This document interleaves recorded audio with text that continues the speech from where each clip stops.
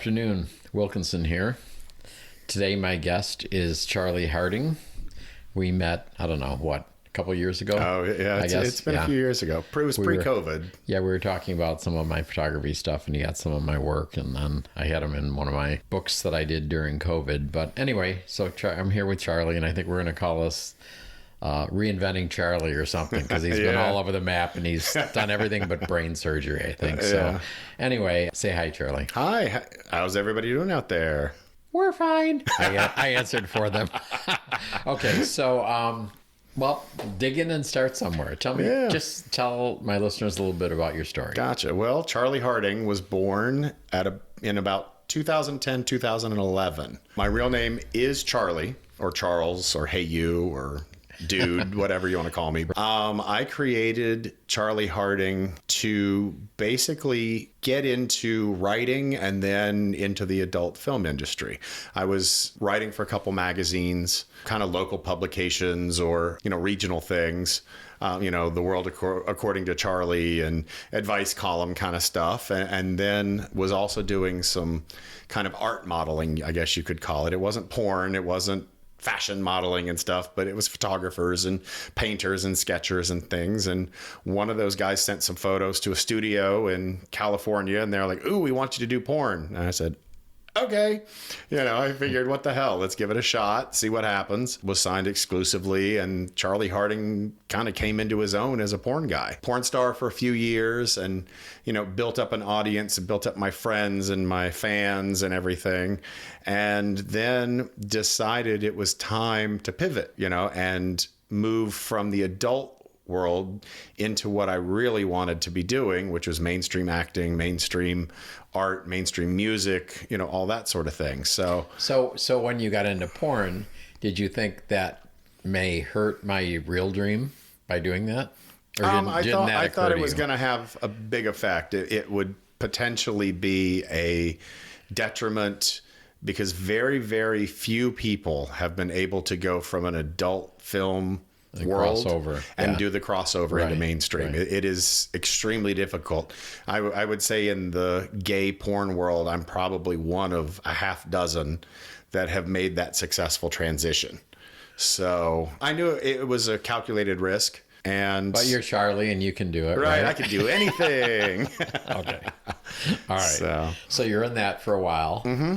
And then you said, you just came to the point where you were done with it? Well, I had built up what I wanted to build with the Charlie Harding quote unquote brand. Right. I had built up 130,000 followers on Twitter. had won awards for my adult film acting. I had a voice. Oh, wait, you did some where you were acting? Well, you'd be surprised how much of porn is actually acting. I get it. I get it. But yeah, so, I had I was to the point where I was like, all right, I've taken this to where I'm comfortable and happy and satisfied with what I've done. What can I do with this now? Can I transition into the other areas that I'd like to actually be a part of now? And so I really started focusing some energy and reinventing myself as a mainstream actor, TV host, and then also, started doing music again a little bit further down the road. So when you got into the acting, the mainstream stuff, mm-hmm. did you hit any walls because of the porn stuff? Oh, yeah. That you just kept pushing through? Well, perfect example. I was supposed to be in a series for a gay TV network. Was cast, we were rehearsing and everything, and then it came out to the lead star of the series that I had a porn history, and he refused to work with me. He said, "I'm not going to do it. I will quit this show," and da da da da da. Well, was he gay? You don't know? Officially, no. But he played a gay character, and he didn't want to be typecast as gay, even though he was gay. And he didn't want to be typecast as potentially doing porn or being with a porn guy. He didn't want to associate with me because of it, didn't want to be affiliated with it. So he refused to shoot, and so they pulled me because he was the star of the series. And I lost the job. Perfect. That's a perfect example. Right. I lost the job because of it. But there have been a lot of other opportunities that I've had, come to me because I have such an open communication channel about sex, because I have no filter, I guess you could say, when it comes to talking about cruising and sex and sexual needs and, and I that might kind of thing. add here, we have a general audience. Okay. So keep that in mind. Yeah. So use other words. Right. Okay. All right. But, being somebody who is a little overly communicative in general, people wanted to hear what I had to say about stuff. Evidently, I'm a decent actor and a good singer and everything. So, luckily my talents that I have seem to overcome a lot of the barrier that could have been put in place. So obviously the people that objected they don't watch like $1 Million Listing New York, where one of the main characters there used to be a porn star. You knew that, right? Yeah, exactly. It's like, come on. It's an interesting process. It's an interesting journey. Definitely not the typical, I wasn't discovered at Starbucks as a barista, or, I wasn't part of a family that was born into it or anything like that at all. So, I kind of carved my own path. So, and that's kind of where this reinvention that I do seems to come from, Do you have any regrets about the porn part or not? Not really. I would say if I regret anything about it, it's not negotiating better contracts. Yeah, I was going to say, exactly. Negotiating a higher paycheck per scene. How about that? Yeah, I really don't think I regret anything from it. There are some things I would have maybe done differently in the industry, and as I evolved and worked through it, some opportunities that I should have put in place to progress with financially and that kind of thing down the road. But, I think I did well with it. I had some very large paychecks in there and such. Well, that was before today then, because yes. I talked to a lot of guys, and I caught the tail end of the big paychecks. Money anymore. Exactly. I caught the tail end of the big paychecks. So you caught it before like OnlyFans and Just for Fans came online, and everybody did their own thing. Exactly. I was back before the independent producers took over the market, basically. So what are you doing now? Oh, well, I got out of porn and was like, what do I want to do? And I had always wanted to be an actor. I had always wanted to do like hosting and emceeing and singing and such. So I said, all right, how can I do this? Had a few contacts that I started to hound the heck out of, saying, put me in something. What can I audition for? And Brandon Dayette out of Atlanta was writing an independent film called Proxy. And he said, I think you'd probably be pretty good for this character in there, who was an aging, little older than the rest of the cast, gay man, somewhere in his 30s, had been kind of that go-go boy bartender in New York City. Wait, the 30-year-old was the older guy? Yeah, he was the old guy in the I know. So, but, and who was aging a little bit, he wasn't that star of the scene anymore, because he was getting a little older, and how gays can be. And he was like, you should audition for this. And I did, and I got it. And it was kind of my first big role. It was a great independent film, won a lot of awards, debuted. We did the Miami Film Festival. We did Palm Springs Film Festival many, many years ago. And it did really well. And that was kind of the, I want to do this moment. That was the aha moment, if you will. Right. So, and then from there, I started looking for other projects. Met Billy Clift, a director and producer and writer out of LA, through actually the Palm Springs Film Festival, when we both had movies in it. Met him. We clicked really well. We started talking about projects we could do together. And that's where Underground came around, which was a concept that Billy had about doing a travel show for gay men that focused more on the underground side of gay culture. So for example, in Palm Springs, it wasn't about white party. It was about which bars do you go to cruise. It was about what park is the quote unquote friendliest. It was more about where the locals go and what the locals do, and where you can have fun without being part of that mainstream typical tourist guidebook stuff. Right. And we did it for Here TV, and it did really well. This was just pre-COVID. And we had to shut down production for COVID, because you can't really go around in a mask outside a bar that's shut down and say, this is where you could go and if blah, it blah, were blah. open. Yeah. If it were open. Right. Yeah. So, but we did a double episode for San Francisco. We did Silverlake and downtown LA episodes. We did San Diego. We did Palm Springs. And now that things are opening back up, we have a list of some other places we want to go. But yeah, so we started working on that. It went. Is that a continuing project then now? Yes, it's still a project that's on the table. We're just kind of gearing up to figure out when the best moment would be to start it up again. It was also picked up by Out and About. So if you go on YouTube and go to the Out and About channel, it's actually called Planet Out is what picked it up. The show is called Charlie Harding's Out and About. So Planet Out, which is a gay travel channel, picked it up, and you can watch some semi-edited, because obviously it's YouTube versus more private subscription service TV channel. Right. But people constantly inbox me saying, oh my gosh, this was such a great show. I didn't know what I was going to do when I went to San Francisco, and you gave me such great advice, and it was so much fun. And it's been very fulfilling too, just because not only do I get to travel and go to all these cool places and cool events and that sort of thing, but I also get to share it with people. So do you find those places from research or experience? A little of both. Okay. I am relatively well traveled. I think I've been to almost 30 different countries around the world, lived in Europe for a couple years while I did a master's degree. It's one of those, I picked destinations that I had either been to and wanted to go back to, or that I really enjoyed, that sort of thing. And, it's been a blast, and I look forward to continuing that one.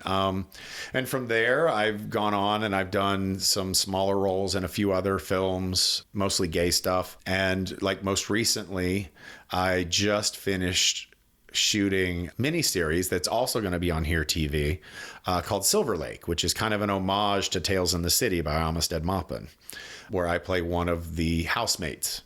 And it's going to be a great series. Are you the old guy in that one too? Actually, I'm being facetious actually, there. I think I am the second oldest cast member in that one.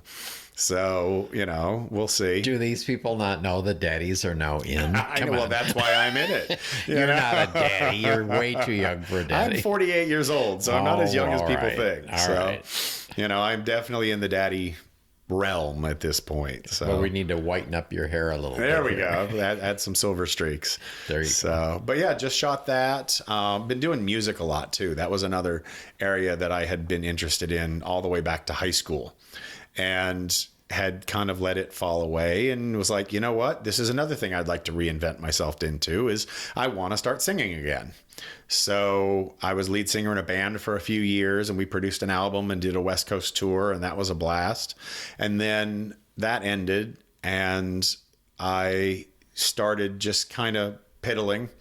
And then I met my current partner, Ronnie Ventura, who a lot of folks know as DJ Ronnie Ventura from the late 90s and early 2000s, from like The Saint in New York City and all over Europe and the Middle East and everywhere. He was a huge international DJ back then, has a gold record and everything.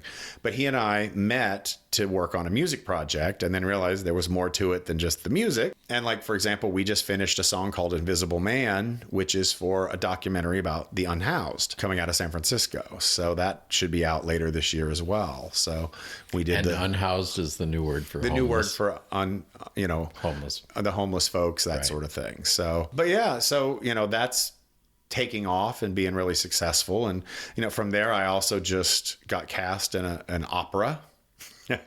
Yes, I sing opera as well.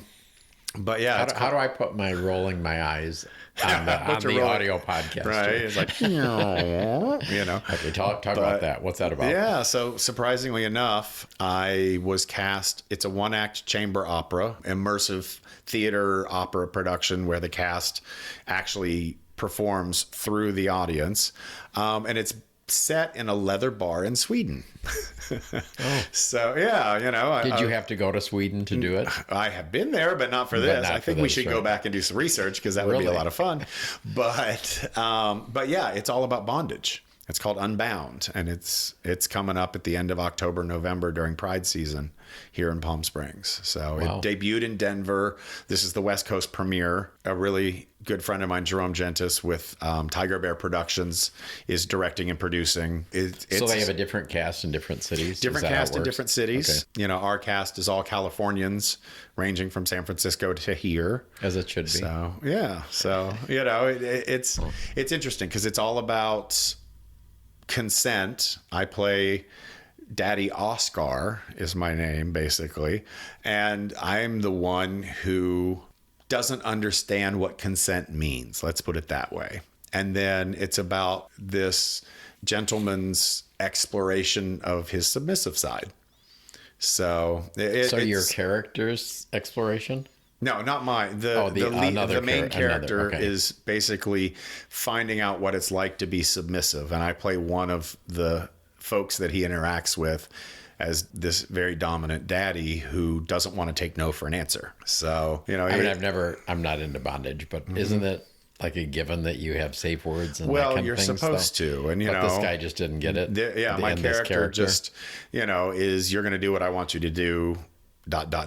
you know, so, you know, it's an interesting dynamic, and it's an interesting journey through the world of bondage and, you know, a gay leather bar in Sweden. So do you have actual bondage in the opera? Yes, there's actually bondage really? in the opera. So we actually encourage people to wear leather and come, you know, decked out in their fetish gear if they want to the production. And it's going to be a lot of fun. What's the venue? Is it going to be in bars or what? No, it's actually in an artist warehouse space in the north end of Palm Springs. If you want to check it out, you can go to unboundopera.com.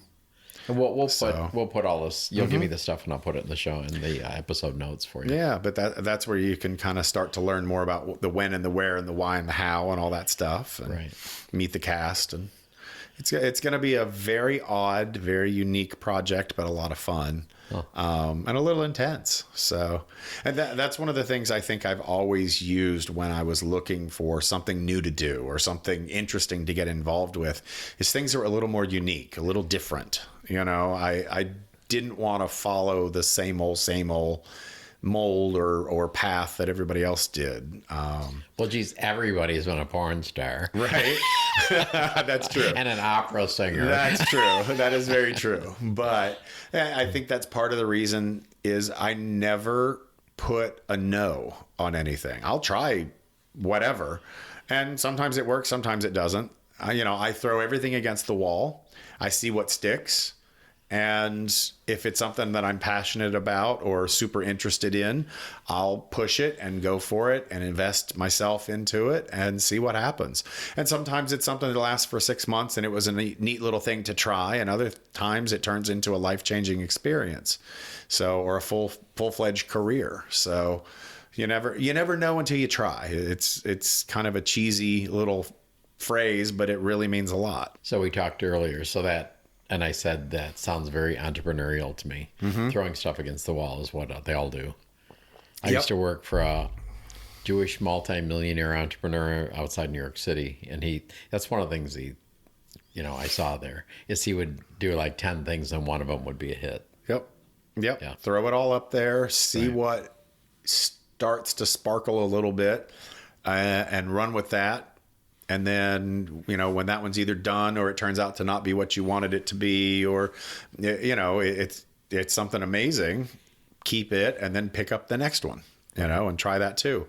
That's where my acting and my TV hosting and my voiceover acting work and my singing and opera stage acting and, even my painting, that's my other big one, is that I'm also an abstract painter. most folks out there know that I'm bipolar. I'm very open about that. I am medicated, therapied with a great therapist, a great psychiatrist, and everything.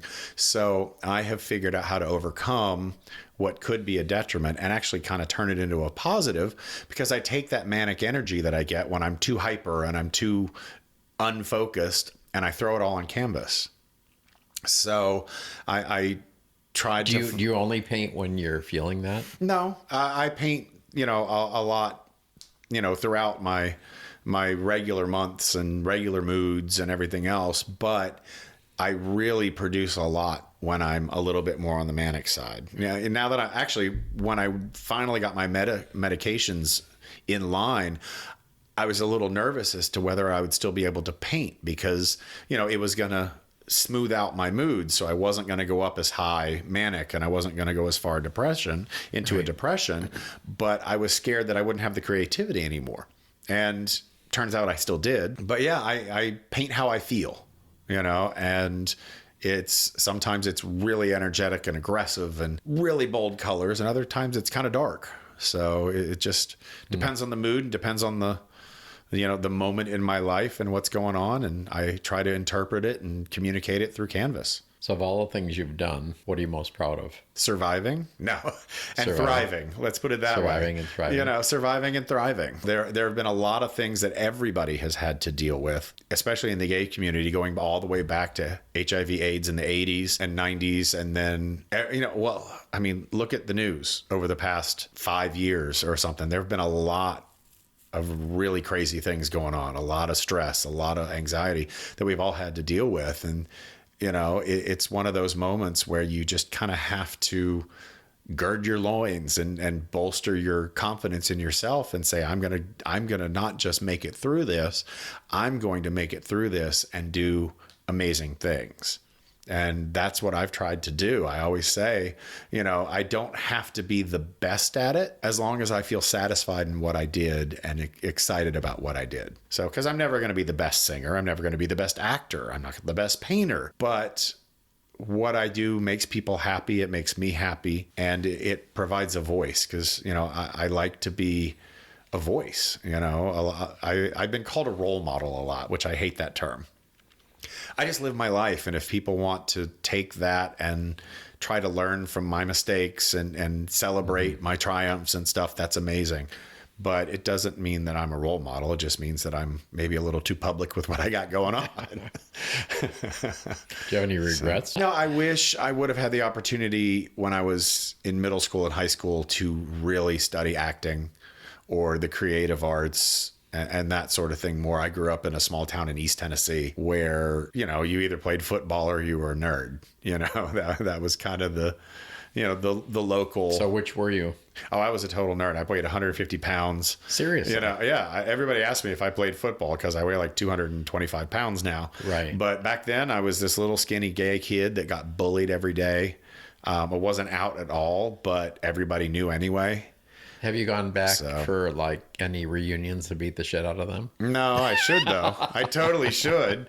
Okay. But no, it was. I wish I would have had a bigger chance to explore the creative stuff that I do now back then, so that I could have enjoyed it for an even longer period of time. So you're gay, obviously. Yep. So were you a gay nerd, or what was the deal there? I was totally closeted all throughout high school, even though I was wearing my silk shirts, and it was pretty obvious, and everybody else knew, and I kind of knew, but I wasn't ready to say it. This was also in the late 80s, early 90s, where people weren't coming out as early, and living in small town East Tennessee, it wasn't the right environment where I felt safe being able to be gay, or at least express the fact that I was. Did you date girls? Oh yeah. I mean, I dated the prom queen at one point. She was an how many of aerobics them- instructor and a prom queen. How many ask you, are you gay? Did any of them? No. They didn't? Not at that point. I was just that kind of cool creative guy. I'm actually still really good friends with one of my high school girlfriends, and she and I laugh about it a little bit once in a while. So she knows now. Oh yeah, right? She knows now. She knows everything. She knows about the adult film career, the mainstream film career, everything. and we get a kick out of it. She's probably the only person I still talk to from high school, actually. Oh, really? That was my high school time, which was not fun. So when did you actually come out? Between my junior and senior years of college during my undergrad. And where was that at? That was in DC, which was a Okay. great city to come out in. Okay. It may have been the murder capital of the country when I was there, but it was also, this was mid 90s, but it was such an easy city to come out because there were so many gay people. There were so many resources and places you could go and people you could meet. It was a fun experience actually coming out for me at that point, because I was in an emotional and mental place where I could understand it better and really kind of bolster myself and really be who I wanted to be in a city that it was easy to do it in. So this begs the question, gotta ask it. So did you meet or have any experiences with closeted politicians or not? Not that I know of. Okay. I did sleep with a few of the Marines who were Secret Service agents at the White House, and that kind of thing. But, I never quite went all the way into the government. Let's put it that way. I was in all 4 of the armed forces at some point. Let's put it that way. Nudge, nudge, wink, wink. Wow. So what's on the horizon now? Well, I want to keep pushing my art, whether it's my painting, whether it's my vocals, whether it's my acting. Those are my main thrusts of my energy. When somebody says, "What do you do?" That's, "Oh, hi, I'm Charlie." Isn't it easier to say what you don't do? What you don't do might be a shorter list. What I like to focus on is not what my daily primary money-making career is, because I actually make money, a decent amount of money off all the rest of it too. But, I like to focus on the things that I'm passionate about and say, oh, well, I'm an artist and I'm a singer and I'm an actor. And so those are the things that I like to focus on and put forward. And that's what I hope to continue to do. So with your life experience and all these experiences and careers, any advice to some of the listeners? What have you learned in your life? Don't be scared to try. It sounds easy to say. It is so hard to do. But I can genuinely say I have failed more than I've succeeded. And I can genuinely say that that's okay. Just because something doesn't work out doesn't mean it's not going to be a great experience that you're going to learn from. Right. And hopefully something sticks on that wall that you throw up there. Something that you do fulfills you or does great for the world, or something that you do will be something that makes you or other people smile, and so it's one of those moments that give it a whirl. You want to be a chef, take a cooking class. You want to be a painter, buy a canvas at the Hobby Lobby, or no, not at Hobby Lobby. Don't go there. But don't go there. But, at the hobby store, and then, right. Throw some paint on it and see what happens. If you want to start a podcast. Do it. Exactly. Start a podcast. What the heck? Give it a whirl. Right. I mean, all you can do is have an experience that you can learn from. And who knows, it might turn into something huge. Exactly. Thank you for coming in here, sir. Yeah, thank you. Sure It's been fun to talk. Some things to talk about and think about. Oh, yeah. And we will put your information in the notes so that people can get a hold of you. Awesome. All right. I love that. Thanks, Charlie. Thank you. Appreciate it.